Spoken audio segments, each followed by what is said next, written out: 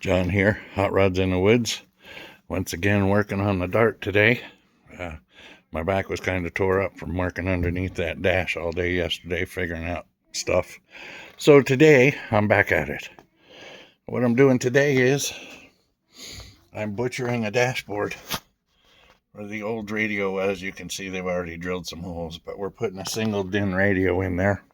And don't be panicking, it's already been butchered, but I am sending this plastic piece off to a friend of mine in Germany who does very, very high-end, intricate 3D printing, and he is going to print us one without the radio and without the heater controls. So it'll just be black with the silver, and that will go over the middle, and we can cut the hole out for the single DIN radio so it'll look more factory. In the event that someone wants to put a regular stock radio back in, if that ever happens in this car, they'll have this piece, or they can get one of these, and then they can just re-support it at the dashboard. So that's one of the things that's happening. Another thing that has happened that came to my attention late in the game as I go to install the air conditioner is we have fittings issues. Seems that the company sent me a metric compressor fitting and a standard condenser. So one compressor metric, standard condenser.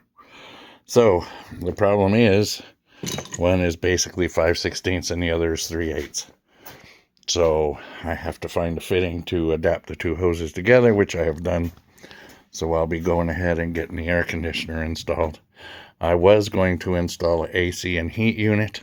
However, when they sent me the unit, they did not send it with heat. So this will be going underneath the dashboard. And then at a later date, we can swap it out for one with heat. Being as the car is going to be in Florida, we don't have to worry about that until fall. So he can enjoy the summer with some air conditioning. As much as a convertible top leaks air, it'll help a little bit. So onward and upward, we'll keep plugging away on this little girl and hopefully be driving it again this afternoon. I still do have to finish weld the spring perches on the rear axle, but all in all, it's coming together. So I'll be back in a while. I am having problems with my editing software. It seems that everybody with the newest update is having problems with their computers freezing up.